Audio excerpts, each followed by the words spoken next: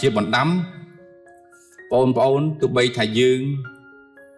មិនទាន់ខ្លាយទៅជាអ្នកមានឬមួយក៏អាចនៅទីនេះអាចរៀបចំនឹងខ្លាយខ្លួនទៅជាអ្នកមានក៏ដោយបងត្រូវចាំថាលុយអំណាចមិនមែននាំសេចក្តីសុខមកដល់មនុស្សទេវាគ្មិនយើងខាងដើមបានលើកហើយអំពើល្អផុសមនុស្សភាពស្មោះត្រង់របស់មនុស្សសុចរិតផុសមនុស្សនាំឲ្យមនុស្សមានសេចក្តីសុខខ្ញុំអ្នកគ្រប់គ្រងបុគ្គលិកក្រុមហ៊ុនរាប់ពាន់នៅក្នុងការគ្រប់គ្រងលុយរាប់រយលានដុល្លារខ្ញុំស្គាល់របៀបជាអ្នកមានច្បាស់ហ្នឹងហើយអ្នកមានជឿខ្ញុំមួយម៉ាត់បើសិនជាសកម្មភាពរបស់យើងពាក្យពេចន៍ការប្រើយុទ្ធសាស្ត្ររបស់យើងមិនត្រឹមត្រូវយើងក៏ខ្លាចទៅជាជនមួយរងគ្រោះដល់ខ្លួនឯងហើយអ្នកផ្សេងក៏រងគ្រោះដែរអ្នកមានពីជំនាន់មុននិងអ្នកមានជំនាន់នេះគឺខុសគ្នាបាទខុសគ្នាពីដើមប៉ុន្តែយើងនិយាយទៅនៅក្នុងសង្គមកម្ពុជាយើងវាពិបាកយកក្នុងការឧទាហរណ៍ណាសំបីតែខ្ញុំសប្តាហ៍ថ្ងៃក៏ខ្ញុំធ្វើជំនួញក៏ខ្ញុំមាន pressure ទៅរឿងនឹងដែរព្រោះធម្មតានៅទីតាំងណាក៏ដោយគេប្រើគុណធម៌សិលធម៌សមត្ថភាពដើម្បីឲ្យខ្លាយទៅជាអ្នកមានហ្នឹងហើយអញ្ចឹងបើយើងមានគុណធម៌យើងមានក្រមសីលធម៌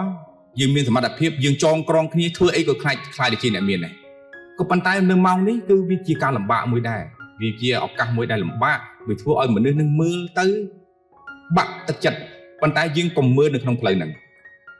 យើងមើលម៉ោងនេះអ្នកដែលរកស៊ីកំពុងធ្វើ business plan ធ្វើអីណា human resource ធ្វើ system ធ្វើអីក៏បែបយ៉ាងរកទទួលទានចង់ងាប់ម្នាក់នោះមិនដឹងមកពីណាទិញដីតែ 5,000 តែលក់លើគេឲ្យ 5 លានវានេះ pressure ទៅលើអ្នកដែលគិតហ្នឹងហើយបាទទៅលើហ្នឹងហើយបាទខ្លះខ្ញុំទៅកំពង់សោមសួរថាដីហ្នឹងការទិញប៉ុន្មានទិញបថុយការទិញនឹង 70000 ហ្នឹងហើយឥឡូវហ្នឹងអាចិនហ្នឹងមកឲ្យ 100,000 ខ្ជិលចង់និយាយរកជាមួយផងអានេះវាជាបញ្ហាដែរវាជាបញ្ហាសង្គមយើងវាដំណាក់កាលហ្នឹងតែសួរថាយើងបាក់ទឹកចិត្តទេបាទយើងបាក់ទឹកចិត្តទេបើគេទិញដី 70000 ហើយ 70000 ចំនួនខ្ញុំទិញឡានថ្មីចាស់បាត់ហើយហ្នឹងទិញឡានជិះឡើងថ្មីត្រូវហ្នឹងឥឡូវហ្នឹងដីហ្នឹងថាចិនឲ្យ 100,000 អត់មើលលុយផងរឿងគឺវាអញ្ចឹងបញ្ហានៅក្នុងសង្គមគឺវារបត់ហ្នឹងអញ្ចឹងសង្គមកម្ពុជារបស់យើងអត់ត្រូវយកការប្រៀបធៀបរបៀបហ្នឹងបានទេបាទក៏ប៉ុន្តែម៉ោងនេះបងនេះទៅជឿខ្ញុំថាកិច្ចការងារជាច្រើនកំពុងតែរងចាំយើងហ្នឹងហើយដែលអាចយើងធ្វើការឲ្យខ្លាយទៅជាអ្នកមានមិនជាការលំបាកពេកទេអ្នកមានយើងគួរតែគ្រប់គ្រងគាត់ធម្មតាអ្នកមានហិច្ឆតាខ្ពស់ណាស់គោលការណ៍ខ្លាំងប្រកបគឺធ្វើជួយសង្គមជាតិប្រកបការងារឲ្យគេធ្វើទោះបីថាអ្នកមានខ្ញុំគិតថាគាត់មានមហិច្ឆតាចង់ខ្លាយទៅជាអ្នកមានកម្ពុជាចង់ខ្លាយទៅជាអ្នកមានព្រោះធម្មតាមហិច្ឆតារបស់មនុស្សគ្មានព្រំដែនទេអ្នកមានគឺជាជនម្នាក់ដែលនាំឲ្យសង្គមគ្រោះថ្នាក់ក៏ថាបានដែរបាទព្រោះទិសដៅរបស់អ្នកមាននៅសង្គមពិភពលោកគេខ្លាចអ្នកមានបំផុតព្រោះអ្នកមាននឹងអាចធ្វើអ្វីមួយអាចឲ្យសង្គមប្រែប្រួលតាមអ្នកមាននឹងឯងអញ្ចឹងបានជាលោកគ្រូរដ្ឋាថាអ្នកមាន 7-8 នាក់ដែលធ្វើឲ្យសេដ្ឋកិច្ចអ្នកក្រជាងពាក់កណ្ដាលនៃពិភពលោកមានលុយស្មើគាត់ទេណា8នាក់នេះណាអាចធ្វើឲ្យពិភពលោកក្លាប់បានបាទអញ្ចឹងខ្ញុំនិយាយនៅក្នុងសង្គមមួយក៏ដោយប្រសិនបើអ្នកមាននឹងគាត់ធ្វើកិច្ចការមួយដែលមិនគប្បីគ្មានទិសដៅដែលមានប្រកបដោយក្រមសីលធម៌និងវិជ្ជាជីវៈទេគឺអន្តរាយភ្លាមសង្គមនឹងតែបើគាត់ជាអ្នកមានដែលមានក្រមសីលធម៌ត្រឹមត្រូវគាត់អាចដឹកនាំសង្គមមួយនឹងកាន់តែរីកចម្រើនបើសិនបើគាត់គិតថាលុយរបស់គាត់នេះអាចធ្វើអីដល់សង្គមបានឧទាហរណ៍ខ្ញុំបានអានសភៅអ្នកមាន30នាក់នៅលើពិភពលោកខ្ញុំបានអានណាក្រមសីលធម៌គាត់ដោយលោកគ្រូរដ្ឋាគាត់មានប្រសាសន៍អញ្ចឹងគឺស្រដៀងគ្នាលុយរបស់គាត់នឹងគឺជាលុយមួយទិសដៅដើម្បីកែប្រែពិភពលោកតែម្ដងមកមិនមែនមកបំផ្លាញពិភពលោកទេគាត់ចំណាយលុយទៅលើការអប់រំចំណាយលុយទៅលើការស្រាវជ្រាវលុយរបស់គាត់នឹងគាត់បរិច្ចាគទៅលើ charity ស្ទើរតែខ្លះមានដល់ 99% ទុកតែ 1% លុយរបស់គាត់ចុះបងប្អូនសង្គមខ្មែរយើងដែលមានហ៊ានធ្វើទេរបៀបនេះភាពស្មោះត្រង់វាអាចធ្វើឲ្យយើងខ្លាចជាថ្នាក់ដឹកនាំភាពស្មោះត្រង់អាចឲ្យយើងខ្លាចទៅជាមហាសេដ្ឋីបានមនុស្សតែកាលណាគ្មានគុណធម៌គ្មានភាពស្មោះត្រង់កំថាឡើយយើងជាមេគេកំថាឡើយយើងជាបុគ្គលិកគេផ្លូវមិនវែងទេហើយដល់ម៉ោងនេះយើងដឹងថាម៉ោងនេះគឺដើមម៉ោងធ្វើអីម៉ោងនេះគឺម៉ោងដាច់ខាតត្រូវតែធ្វើល្អអ្វីដែលខ្ញុំចង់បានមិនមែនជាអ្នកដៃគូដែលមានទុនទេតែពិតខ្ញុំចង់បានទុនមិនមែនចង់បានក៏ប៉ុន្តែម៉ោងនេះខ្ញុំត្រូវការធនធានមនុស្សខ្ញុំត្រូវការមនុស្សដែលមានចំណេះវិជ្ជាហើយមាន commitment ប្រាជ្ញាចិត្តហ្នឹងហើយរឹងលុយគឺមកតាមក្រោយទេបើសិនជាយើងរួមគ្នាគិតយើងចងជាក្រុមយើងរួមគ្នាធ្វើណាជំនួយនឹងជោគជ័យគ្មានអ្នកណាមកដាក់ទុនជាមួយយើងទេហ្នឹងហើយ ប៉ុន្តែកន្លែងខ្លះគាត់តែងតែយកលុយមកនិយាយយកលុយមកទិញមនុស្សយកលុយមកបង្កើតក្រុមហ៊ុនយកលុយមកធ្វើអ្វីតាមតែខ្លួនឯងនឹកឃើញខ្ញុំជឿថាស្មាទោះបើគាត់ធ្វើបានជោគជ័យខ្ញុំសូមសរសើរក៏ប៉ុន្តែប្រហែលជាទិញបេះដូងមនុស្សមិនបានទេបើយើងនិយាយពីខាងដើមសម្បីតែយើងមានលុយជួលគេយ៉ាងកាច់យើងយកបានផងមែនទេអញ្ចឹងបានន័យថា leadership វាសំខាន់ដែរហើយបើកឱកាសឲ្យមនុស្សខ្លាយទៅជាអ្នកមានក៏វានៅលើវាសនារបស់យើងម្នាក់ដែរតោះតែយើងប្រឹងខ្លួនយើងអញ្ចឹងបានវាគ្មិនយើងខាងដើមលោកគ្រូកឹមអឿនលោកគ្រូហៅចាត់ថាហ្នឹងគឺខ្លួនយើងជួយខ្លួនយើងនឹងគឺគ្មានអ្នកណាជួយក្រៅពីខ្លួនយើងទេគុណវត្តគុណធម៌ចំណេះដឹងឱកាសហ្នឹងគឺវានៅតែលើខ្លួនយើងឯងគ្រាន់តែមនុស្សម្នាក់មានតែសមត្ថភាពល្មមមានភាពស្មោះត្រង់បងអូនអាចមានអនាគតបានដែរជាខ្ញុំជាអ្នកដឹកនាំម្នាក់បញ្ហាដែលរារាំងមិនឲ្យមនុស្សខ្លាយទៅជាអ្នកមានខ្ញុំសូមធ្វើការបកស្រាយបញ្ហានេះបន្តិចហើយក៏ជាមាគ៌ាមួយសម្រាប់បងប្អូនអាចធ្វើតាមដែរនឹងតាមពិតយើងកើតនៅក្នុងស្ថាប័នមួយនៅក្នុងសង្គមមួយនៅក្នុងជាតិសាសន៍មួយដែលវប្បធម៌និងសាសនាបើកទូលាយសំណាងមួយបាត់ទៅហើយនៅក្នុងក្បាលមីក្រូយើងមិនចង់និយាយប៉ះពាល់ជាតិសាសន៍ណាតាមពិតតែខ្ញុំស្គាល់ជាតិសាសន៍នឹងច្បាស់ជាតិសាសន៍ហ្នឹងគឺมันអាចខ្លាយទៅជាអ្នកមានបានទេបាទมันអាចទេអ្នកមានហ្នឹងក៏មិនមានច្រើនហើយសង្គមហ្នឹងក៏ពិបាកនឹងកម្លាយខ្លួនដែរព្រោះដោយសារវប្បធម៌និងសាសនាគាត់តឹងតែងពេកអត់បើកទូលាយទេសិទ្ធិសេរីភាពនៃការធ្វើអាជីវកម្មចងដោយសាសនាចងដោយទម្លាប់ប្រពៃណីជាពិសេសស្ត្រីនឹងឯងចងខ្លាំងមែនទែនកាលណាយើងនៅសង្គមហ្នឹងគឺយើងបាត់បង់ឱកាសហើយអញ្ចឹងសង្គមកម្ពុជាខ្ញុំគិតថាមិនដល់ថ្នាក់ហ្នឹងយើងមានឱកាសខ្លាំងបាទនយោបាយក៏ដូចគ្នាដែរនៅក្នុងការគ្រប់គ្រងរដ្ឋមួយដែលមាននយោបាយមិនស្ថិរភាពថ្នាក់ដឹកនាំមិនមានភាពវៃឆ្លាតក៏យើងគ្មានឱកាសដែរបាទគឺបាត់បង់ឱកាសនៅក្នុងនេះខ្ញុំរៀបរាប់ទាំងនៅក្នុងស្ថាប័នខ្លះទោះបីយើងបកកែប៉ុណ្ណាក៏ដោយយើងអត់ធ្មត់ប៉ុណ្ណាក៏ដោយយើងក៏គ្មានឱកាសដែរជឿខ្ញុំពាក្យថាការតស៊ូគង់តែបានសម្រេចដោយរឿងទេមិនទាំងអស់ទេ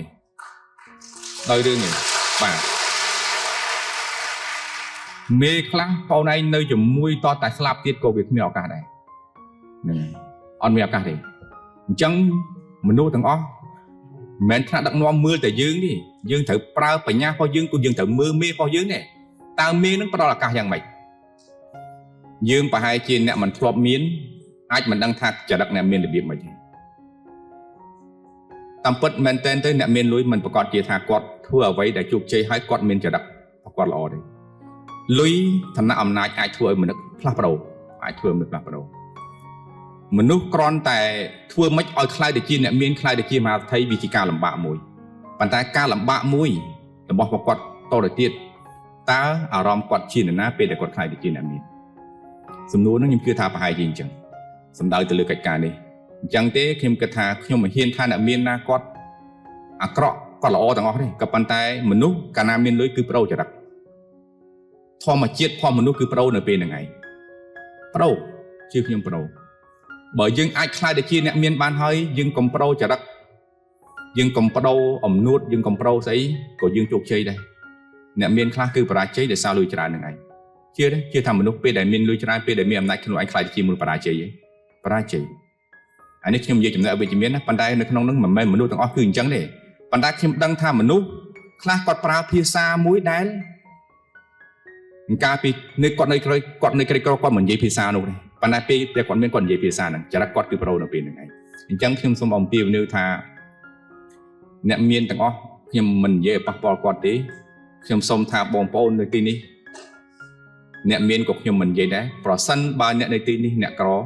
បើយើងខ្លាចទៅជាអ្នកមានត្រូវរក្សានៅភាពត្រឹមត្រូវនិងគុណធម៌សច្ចធម៌នោះឲ្យបានមានលុយប្រហែលក៏ដោយបើសិនជាយើងគ្មានគុណធម៌គ្មានសច្ចធម៌ទេវាគ្មានប្រយោជន៍ទេលុយនោះគ្មានអ្នកណាដែលមានយកលុយទៅចែកគេទេជឿខ្ញុំអ្នកមានលុយច្រើនយ៉ាងច្រើនប្រការងារគេធ្វើទេហើយបើយើងចរិតមិនល្អក៏គេមិនចង់ធ្វើការងាររបស់យើងដែរអញ្ចឹងទេគុណធម៌អ្នកមាននឹងគឺបញ្ហានៅកន្លែងហ្នឹងចរិតផងអ្នកមានហើយអ្វីដែលលំបាកមនុស្សបដូរទៅតាមស្ថានភាពបដូរជឿខ្ញុំបដូរអញ្ចឹងមនុស្សដែលអត់សារស្ថានភាពតាំងពីដើមមករហូតដល់ចុងក្រោយយើងខ្លាយទៅជាស្អីក៏ដោយមនុស្សនៅជាមនុស្សនឹងតែវាជាការលំបាកមិនជាការស្រួលទេយើងមើលគំនិតសមត្ថភាពហើយនឹងចរិតរបស់អ្នកមាន អ្នកមានការគិតផុសកត់មានពេលខ្លះការគិតផុសកត់ហួសពីអ្វីដែលគាត់បានធ្វើផងហួសពីអញ្ចឹងនៅក្នុងម៉ោងនេះខ្ញុំធ្លាប់ជួបធ្វើការជាមួយថ្នាក់ដឹកនាំរដ្ឋាភិបាលក៏ដូចជាថ្នាក់ដឹកនាំអ្នកដែលរកស៊ីទទួលទានដែលបានជោគជ័យនៅដល់បច្ចុប្បន្ននេះជឿថាការគិតផុសកត់មនុស្សធ្វើអត់តាន់ទេមនុស្សធម្មតាសំបីតែយើងធ្វើនៅអ្វីដែលគេឲ្យធ្វើយើងធ្វើអត់កើតផងទៅចាំមែនតើយល់ទេអញ្ចឹងអ្នកដែលធ្វើការឲ្យគេទៅចាំក្នុងកិច្ចការនេះថ្នាក់ដឹកនាំកម្ពុជាដែលខ្ញុំធ្វើការចុងក្រោយនេះមានទាំងរដ្ឋមន្ត្រីមានទាំងក្រុមហ៊ុនដែលខ្លាំងមានទាំងស្ថាប័នខ្លះការគិតផុសកត់គ្រាន់តែការគិតផុសកត់ឲ្យមនុស្សទៅធ្វើអត់ទាន់ទេតើមនុស្សធម្មតាបានគិតទេបើកិច្ចការដែលគេដាក់ឲ្យយើងធ្វើអត់ទាន់ផងយល់ទេហើយយើងកាន់តែក្នុងផ្នែកណាមួយទេយើងធ្វើអត់ទាន់ផងអញ្ចឹងនៅក្នុង leadership នៅក្នុងភាពជាអ្នកមានការគិតនិងសកម្មភាពពិបាកនឹងយកមកប្រៀបគ្នាបានណាប្រជាជនយើងធ្វើកិច្ចការគិតធ្វើសកម្មភាពរឿងយឺតនិយាយនេះមិនមែនបង្អាប់សាសឯងទេក៏ប៉ុន្តែជាក់ស្ដែងគឺវាអញ្ចឹងបាទដូចខ្ញុំចង់បង្កើតសាលាបណ្ដុះបណ្ដាលខ្ញុំចង់អីហ្នឹងតាមពិតទិសដៅរបស់ខ្ញុំមានតែ2ទេខ្ញុំមិនចង់ចំណេញលុយពីការបណ្ដុះបណ្ដាលហ្នឹងទេសកម្មភាពរបស់ខ្ញុំចង់បដូរ mindset ហើយនឹង behavior នឹងឯងពីយឺតឲ្យទៅលឿនពី unskill ទៅ skill តែប៉ុណ្្នឹងឯងហ្នឹងគ្រាន់តែប៉ុណ្ណេះហ្នឹងខ្ញុំគិតថាយើងសម្បូរការងារធ្វើហើយយើងលែងនាំការងារចូលបាត់ហើយយើងមើលសប្តាហ៍នេះអ្នកដែលយើងអត់មានសមត្ថភាពហ្នឹងគឺយើងទៅធ្វើការនៅប្រទេសគេមែនទែនកិច្ចការសំណង់កិច្ចការងារបដិសណ្ឋាកិច្ចនៅកំពង់សោមភាគច្រើនគឺជនជាតិបរទេសមកធ្វើការងារយកពីយើងដោយសារតែរឿង skill ហើយនឹងពួកproductivity វា slow តែប៉ុណ្្នឹងឯងរឿងសំខាន់មួយនេះខ្ញុំគិតថាមានបងអូនស្រីនៅក្នុងគ្រួសារខ្លួនឯងក៏ដោយសមាជិកគ្រប់ខ្លះជាមេគ្រួសារក៏ដោយកុំតอมខ្លួនពេកកុំនៅក្នុង in house ច្រើនពេកកុំនៅក្នុងផ្ទះច្រើនពេកបាទជាបទពិសោធន៍ខ្ញុំនៅគ្រប់សមាគមទាំងអស់ម៉ោងនេះអ្នកណាចេញក្រៅផ្ទះកាន់តែខ្លាំងនៅនឹងជោគជ័យមិនមែនចេញទៅផឹកស៊ីសំទួនអានឹងចេញទៅអត់ប្រយោជន៍យ៉ាងចេញចឹងនឹងបាទចេញទៅរៀនសូត្រគឺយើងខ្ញុំសរសើរម៉ោងនេះថ្ងៃនេះថ្ងៃសៅរ៍អាទិត្យយើងសុខចិត្តមកស្ដាប់វាគ្មិនដែលប្រកែប្រធានបទដែលល្អបើម៉ោងឲ្យថ្ងៃសៅរ៍ថ្ងៃអាទិត្យមកទោះអានោះតែនិយាយទៅប៉ះពាល់ឲ្យថ្ងៃសិតដឹងតែមន់ដុតពួតស្ងោនឹងខ្ញុំជឿថាมันអាចទៅមិនរួចมันអាចទៅបានឆ្ងាយរួចទេទោះបីតែខ្លួនឯងជាតកូលគ្រួសារអ្នកមានក៏ដោយតែម៉ោងនេះគឺម៉ោង challenge ខ្លាំងហើយខ្ញុំធ្លាប់ចូលច្រើននៅក្នុងសិក្ខាសាលាខ្ញុំឃើញវាគ្មិនខ្ញុំឃើញអ្នកចូលរួមប្រកែនោះខ្ញុំឃើញបាត់អស់ខ្លះហើយចុងក្រោយអ្នកនឹងសិតតែមានការងារធ្វើដែលខ្លាំងមុនដំបូងគាត់គ្រាន់តែជាអ្នកស្ដាប់ទេគាត់គ្រាន់ចូលរួមធម្មតាទេប៉ុន្តែខ្ញុំឃើញបាត់ហើយឃើញមកមួយចំនួនហ្នឹងគាត់ទៅកាន់ស្ថាប័នធំបាត់ហើយហ្នឹង